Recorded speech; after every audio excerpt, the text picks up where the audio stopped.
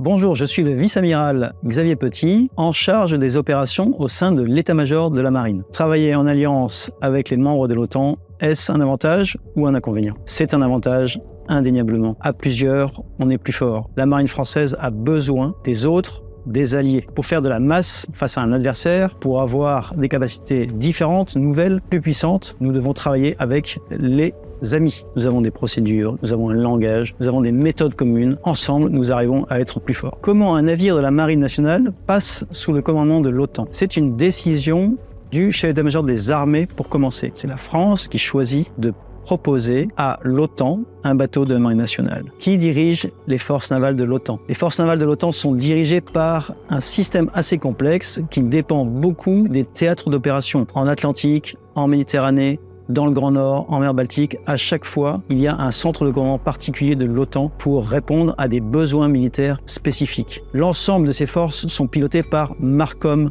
un centre de commandement des forces navales qui se trouve en Grande-Bretagne, à Northwood. Les marins sont payés par l'État français ou par l'OTAN en lui-même. Les marins français sont payés par l'État français. L'OTAN ne paye pas les marins puisque l'OTAN compte sur les forces européennes, américaines, canadiennes pour traiter les objectifs qui sont assignés par l'OTAN. Il y a une séparation entre le budget et la fonction de commandement. Êtes-vous obligé d'accepter toutes les missions que l'OTAN vous propose? Non, nous avons le choix. La France choisit ce qu'elle veut faire dans l'OTAN. Ce sont des décisions politiques en premier lieu, militaires aussi, qui conduisent les unités de la marine nationale à être engagées dans l'OTAN. Est-ce que les sous-marins participent à des missions de l'OTAN? Les premiers, les sous-marins nucléaires lanceurs d'engins, ne sont pas employés par l'OTAN. La dissuasion française, elle est autonome, indépendante. Donc elle est indépendante de l'OTAN. Nos sous-marins nucléaires d'attaque, qui peuvent assurer des missions de renseignement, des missions d'attaque de forces navales, peuvent être employés dans l'OTAN. Dans quelle partie du globe pouvez-vous partir en mission pour l'OTAN? La marine nationale travaille